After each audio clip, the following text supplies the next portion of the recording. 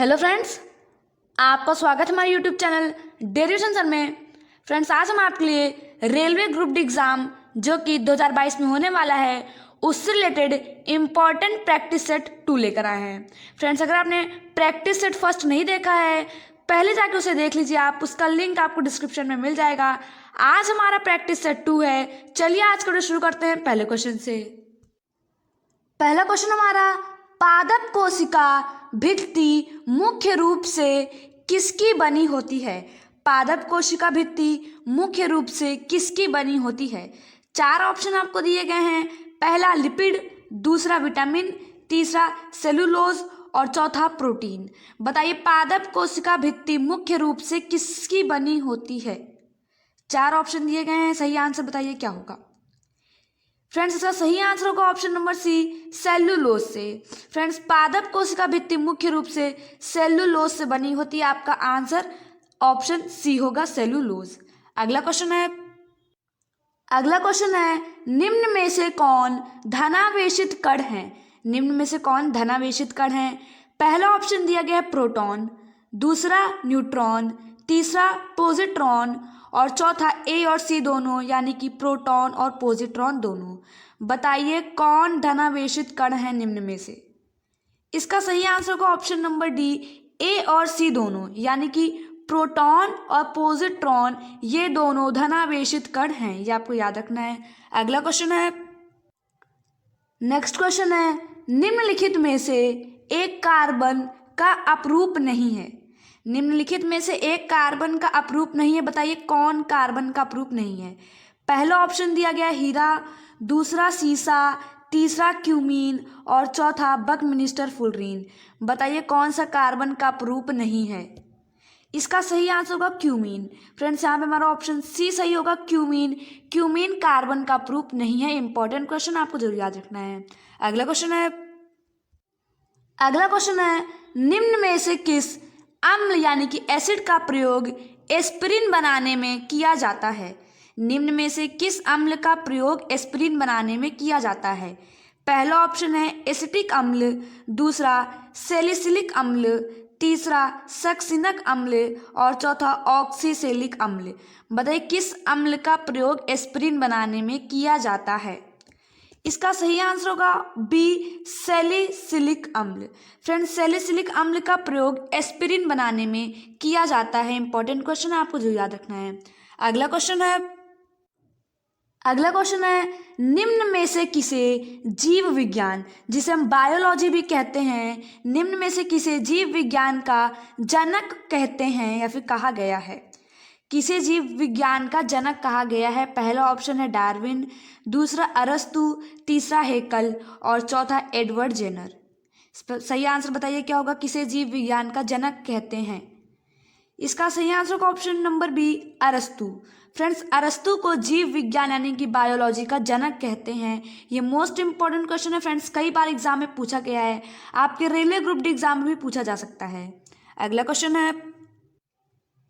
Question है, मानव की आंख का निकट दृष्टि को ठीक किया जा सकता है। मानव की आंख का निकट दृष्टि को ठीक किया जा सकता है। पहला ऑप्शन है उत्तल लेंस का प्रयोग करके, अगला ऑप्शन है अवतल लेंस का प्रयोग करके, तीसरा है सिलेंड्रिकल लेंस का प्रयोग करके और ऑप्शन डी है इनमें से कोई नहीं। बताइए मानव की आंख का निकट दृष्टि को ठीक किस लेंस के प्रयोग से किया जा सकता है? इसका सही ऑप्शन होगा बी, अवतल लेंस का प्रयोग करके। आंसर नंबर बी यहाँ हमारा सही होगा, अवतल लेंस का प्रयोग करके मानव की आंख का निकट दृष्टि को ठीक किया जा सकता है। अगला क्वेश्चन है, नेक्स्ट क्वेश्चन है, किसी पिंड की गति के कारण उसके पास मौजूद ऊर्जा को डैश कहा जाता है? किसी पिंड की गति के कारण उसके पास मौजूद ऊर्जा को डैश कहा जाता है। 4 ऑप्शन दिए गए हैं। पहला है संभावित ऊर्जा, बी पावर एनर्जी, तीसरा सौर ऊर्जा और चौथा गतिज ऊर्जा। बताइए किसी पिंड की गति के कारण उसके पास मौजूद ऊर्जा को क्या कहा जाता है? इसका सही आंसर होगा डी, यानी कि गतिज ऊर्जा। फ्रेंड्स, किसी पिंड की गति के कारण उसके पास मौजूद ऊर्जा को गतिज ऊर्जा कहा जाता है। इंग्लिश में काइनेटिक एनर्जी कहते हैं। अगला क्वेश्चन, डैश को संतुलन की स्थिति से दोनों ओर कंपन करने वाले कण के अधिकतम विस्थापन के रूप में परिभाषित किया गया है। पहला ऑप्शन है आयाम, दूसरा तरंग लंबाई, तीसरा कंपन और चौथा आवृत्ति। इसका सही आंसर होगा ऑप्शन नंबर ए, आयाम। फ्रेंड्स, आयाम को संतुलन की स्थिति से दोनों ओर कंपन करने वाले कण के अधिकतम विस्थापन के रूप में परिभाषित किया गया है। अगला क्वेश्चन है सापेक्ष आर्द्रता नापी जाती है। सापेक्ष आर्द्रता नापी जाती है। पहला हाइड्रोमीटर, दूसरा हाइग्रोमीटर, तीसरा लेक्टोमीटर और चौथा पोटेंशियोमीटर। बताइए सापेक्ष आर्द्रता किससे नापी जाती है?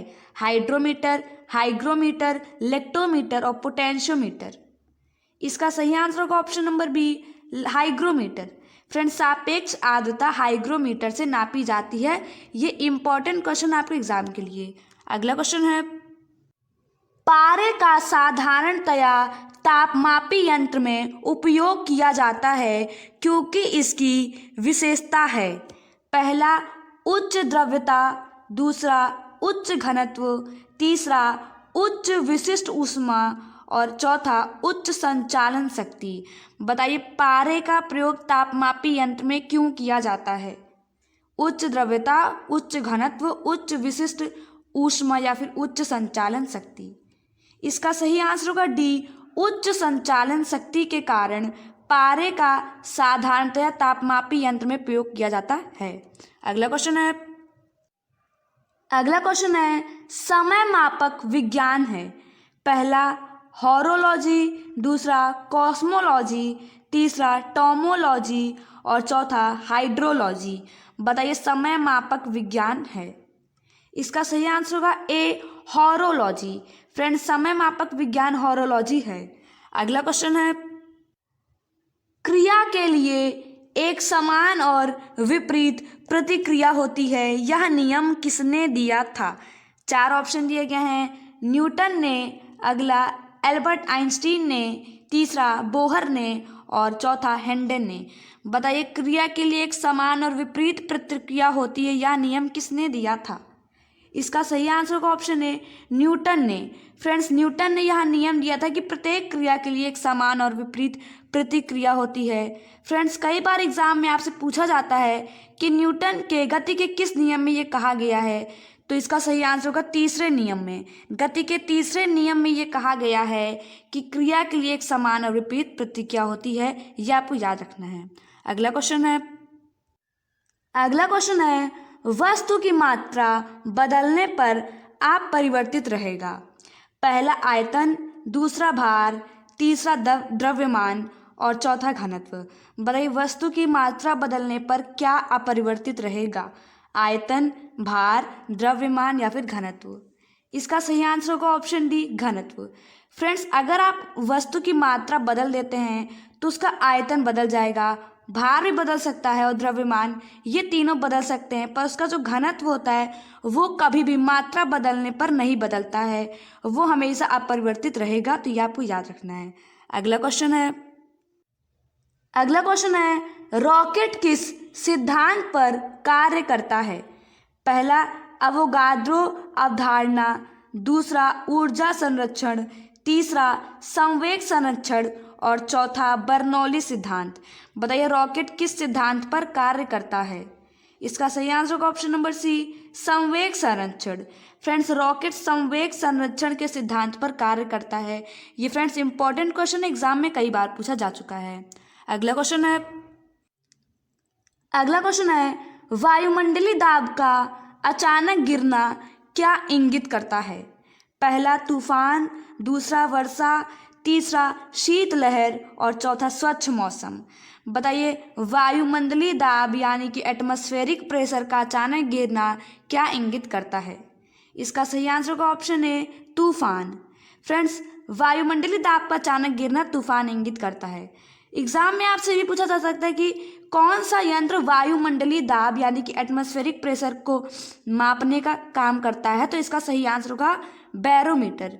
फ्रेंड्स, बैरोमीटर का प्रयोग वायुमंडलीय दाब को मापने के लिए किया जाता है, ये भी आपको याद रखना है। अगला क्वेश्चन है अगला प्रश्न है, जल का अधिकतम घनत्व होता है। पहला 373 केल्विन, दूसरा 277 केल्विन, तीसरा 269 केल्विन और चौथा 273 केल्विन। बताइए किस तापमान पर जल का जो घनत्व है वो अधिकतम होता है। इसका सही आंसर होगा option B 277 kelvin. Friends 277 kelvin पर जल का अधिकतम घनत्व होता है। सेल्सियस में बात करें तो 4 डिग्री सेल्सियस पर और केल्विन में 277 केल्विन। फ्रेंड्स अगर आपको सेल्सियस और केल्विन में याद रखने में दिक्कत होती है तो आपको ये पता होना चाहिए कि अगर सेल्सियस में 273.15 जोड़ दिया जाता है तो वो केल्विन बन जाता है।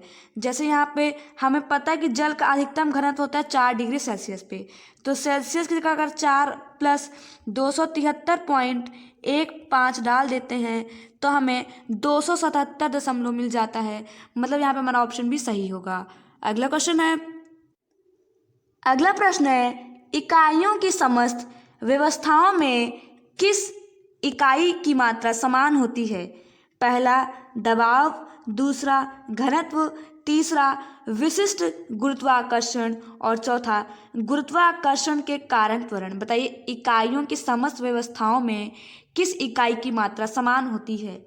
इसका सही आंसर होगा ऑप्शन डी गुरुत्वाकर्षण के कारण त्वरण। अगला प्रश्न है, नैन द्रव्यों का सर्वाधिक महत्वपूर्ण गुण होता है। पहला बल, दूसरा घर्षण, तीसरा दाब और चौथा तापमान। बताइए नैनो द्रव्य का सर्वाधिक महत्वपूर्ण गुण होता है। इसका सही आंसर होगा ऑप्शन बी घर्षण। अगला प्रश्न है, समान गति से चलते हुए हवाई जहाज से एक पत्थर गिराया जाता है। पायलट द्वारा देखा गया पत्थर का पथ होगा। पहला परवलय, दूसरा सीधी रेखा, तीसरा अति परवलय और चौथा इनमें से कोई नहीं। बताइए समान गति से चलते हुए हवाई जहाज से एक पत्थर गिराया जाता है, पायलट द्वारा देखा गया पत्थर का पथ होगा। इसका सही आंसर होगा ऑप्शन बी सीधी रेखा। अगला प्रश्न है, निम्न में से कौन कांच का गहरा नीला रंग प्रदान करता है।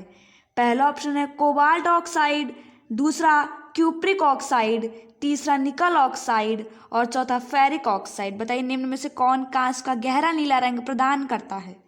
इसका सही आंसर होगा option number B cupric oxide. Friends cupric oxide कांच को गहरा नीला रंग प्रदान करता है, यह आपको याद रखना है। क्यूप्रिक ऑक्साइड कांच को गहरा नीला रंग प्रदान करता है। फ्रेंड्स इस वीडियो में हमने 20 इंपॉर्टेंट क्वेश्चंस का एक प्रैक्टिस सेट देख लिया है। अगर आपने पिछला प्रैक्टिस सेट नहीं देखा है तो उसका लिंक भी आपको डिस्क्रिप्शन में मिल जाएगा, वहां जाकर आप पिछला प्रैक्टिस सेट भी देख लेंगे। तो आज के इस वीडियो में बस इतना ही। पसंद आए वीडियो को तो प्लीज़ लाइक करें, शेयर करें और चैनल को सब्सक्राइब करना ना भूलें ऐसी जीके, जीएस और प्रैक्टिस सेट की वीडियोज़ के लिए।